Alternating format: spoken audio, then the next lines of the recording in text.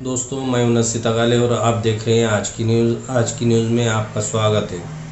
दोस्तों, हर कोई खुश था, हर कोई ये उम्मीद लगाए रखा था कि 2022 नया साल सबके लिए खुशियां लाएगा, लेकिन इस बीमारी ने फिर एक बार अपना पैर फैला दिया है और अपना जाल फैला दिया है, जिसकी वजह से हर कोई परेशान है।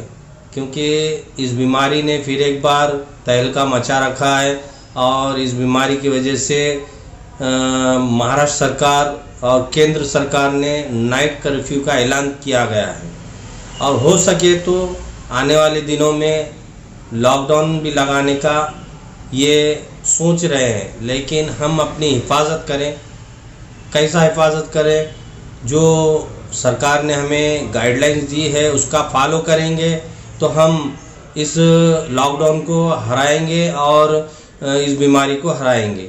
ऐसा ही महाराष्ट्र के सीएम उद्धव जी ठाकरे ने सभी महाराष्ट्र की जनता को ऐलान किया है और महाराष्ट्र की जनता को कहा है कि आप डरे ना और इस बीमारी को हराने के लिए मास्क लगाएं और सैनिटाइजर और दूरी बनाए रखें। जैसा पहले 2019 में और 2020 में जैसा किए हैं, 2021 में जैसा किए हैं, वैसा ही इस बीमारी को हराने की कोशिश करें।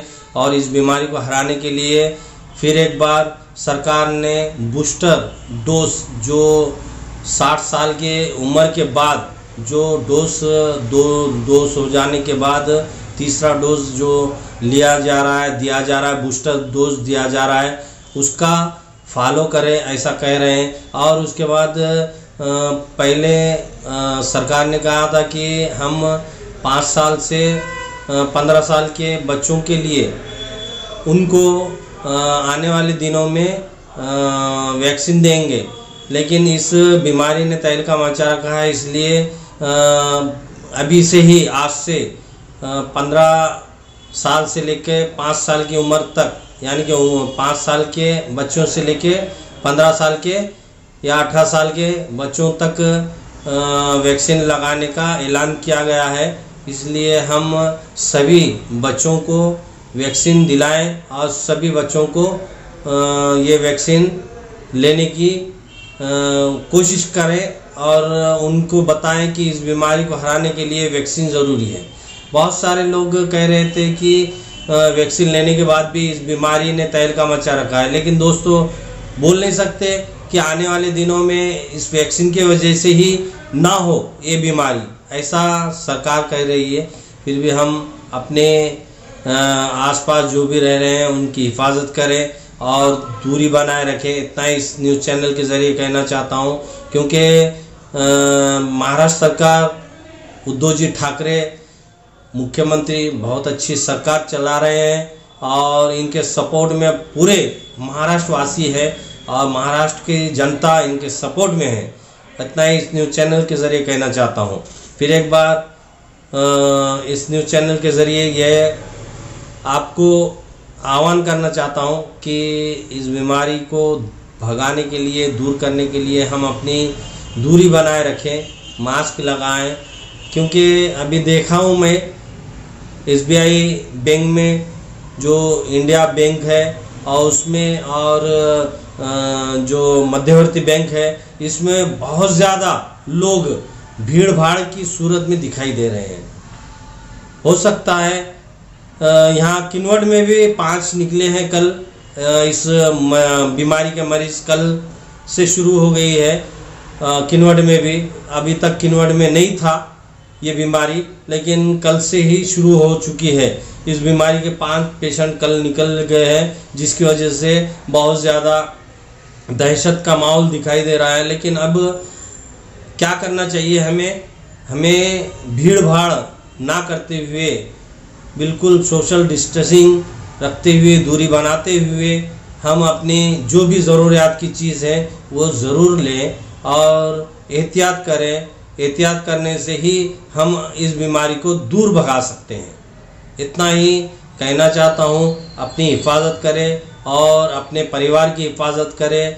घर में जब भी बाहर से आए तो पहले हाथ मुंह धोएं और फिर अपने साफ टॉवल से पोंछे, उसके बाद ही हम अपने बीवी बच्चों के पास जाएं, क्योंकि बहुत ज़्यादा लोग इस बीमारी से परेशान हैं और सरकार से कह रहे हैं कि लॉकडाउन ना लगाएं, क्योंकि लॉकडाउन लगाने की वजह से आम जनता परेशान होती है। जो गरीब, जो मिडिल तबके के लोग हैं वो ज़्यादा परेशान होती है। जो पैसे वाले हैं वो मस्त अपने ऐशो आराम से एसी में बैठकर टीवी देखते हुए और अंगूर खाते हुए, सेब खाते हुए और बहुत सारी चीज़ें खाते हुए जो भी परेशान हैं उनका मज़ा लूटते हुए ये लोग जो अमीर है वो देखते हैं। तो इसलिए जो मिडिल क्लास के लोग हैं, जो गरीब लोग हैं, ये सरकार से कह रही है कि अब बस लॉकडाउन ना लगाएं। इतना ही इनकी फरियाद है, इनकी यही बात है।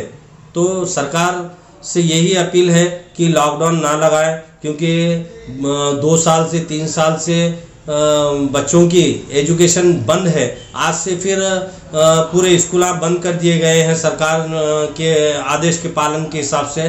लेकिन दोस्तों, हम जब नहीं पढ़ेंगे तो हम अच्छी शिक्षा कहाँ से पाएंगे और हम अच्छे नौकरी कहाँ से पाएंगे? जब हमारा एजुकेशन ही लेवल ख़राब है तो हम एजुकेशन कहाँ से लाएंगे? ऐसा ही सवाल पैदा होता है। तो हम सोशल डिस्टेंसिंग बनाए रखें और दूरी बनाए रखें। आज से कल से रविवार नाइट कर्फ्यू चालू हो गया है। 15 फरवरी तक ऐसा बताया जा रहा है। 15 फरवरी तक स्कूल, कॉलेज, यूनिवर्सिटी सभी बंद कर दिए गए हैं। तो हम इस न्यूज़ चैनल के ज़रिए इतना ही कहना चाहते हैं कि सब सेफ रहे। ऊपर वाले से यही दुआ करते हैं, किसी को भी परेशानी ना दे ऊपर वाला, क्योंकि परेशानी से 3 साल से झेलते आ रहे हैं। परेशानी और बहुत ज़्यादा तंगी, बहुत ज़्यादा लोगों के पास कारोबार नहीं होने की वजह से बहुत ज़्यादा परेशान है। दोस्तों, जो चिंगुस और कंजूस और बहुत ही बखील लोग, जो अमीर लोग होते हैं, वो बिल्कुल गरीब लोगों का मजाक उड़ाते हैं। हम सभी अमीर लोगों के लिए नहीं कह रहे हैं, जो बहुत सारे दानशूर हमने देखे हैं, यानी कि 50% लोग, अमीर लोग जो दानशूर हैं और इन्होंने हाथ अपने आगे गरीबों के आगे बढ़ाए हैं और नाम ना देते हुए राशन किट दिया गया है, उनको हेल्प की गई है पैसों की। हमने देखा है, हमारे आंखों से देखा है और हमने न्यूज़ भी डाली है उनकी सबकी।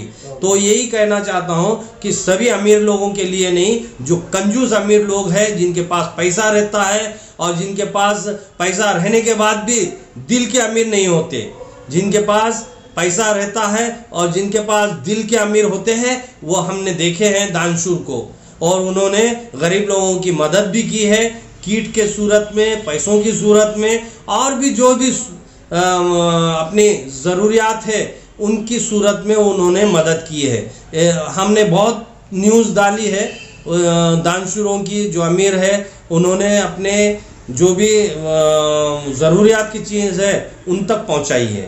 तो इतना ही इस चैनल के माध्यम से कहना चाहता हूं कि हम दानशूर बने, हम मददगार बने, हम किसी के आंसू जो जा रहे हैं मजाक ना उड़ाते हुए उनके आंसू पोंछने की कोशिश करें। पैसा ना हो आपके पास देने के लिए कुछ ना हो, आपकी सिर्फ एक मोहब्बत, एक प्यार, एक बिल्कुल छोटी सी बात उनके लिए एक बहुत बड़ी हिम्मत होती है। दोस्तों, ये ऐसी सूरत में, ऐसी हालत में, ऐसे वक्त में हम अपने भारतीयों का साथ दें। भारतवासी होने के नाते हम एक दूसरे से मोहब्बत रखें, एकता, भाईचारगी, यही इस भारतीय परंपरा की निशानी है दोस्तों। क्योंकि हमारी जो संस्कृति है भारतीय वो हमें ये नहीं सिखाते हैं कि आपस में बैर रखना। हिंदी है, हम वतन है, हिंदुस्तान हमारा, हम हिंदुस्तान के नागरिक है और भारतीय नागरिक है, तो हम एक दूसरे के यानी कि उसमें मज़हब में कभी बैर नहीं करते, कभी पैर नहीं रखते, कभी एक दूसरे के मज़हब में इंटरफेयर नहीं करते, कभी एक दूसरे के मज़हब में बुरा भला नहीं कहते। ये नेता लोग हैं जो हम आपस में वोटर के लिए लड़ाते हैं।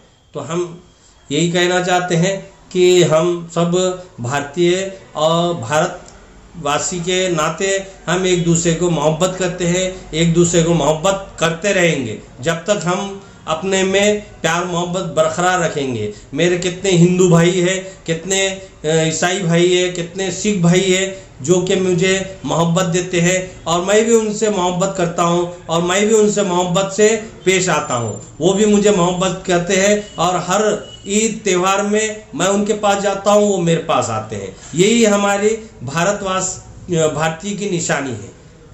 तो सेफ रहे, हिफाजत से रहे।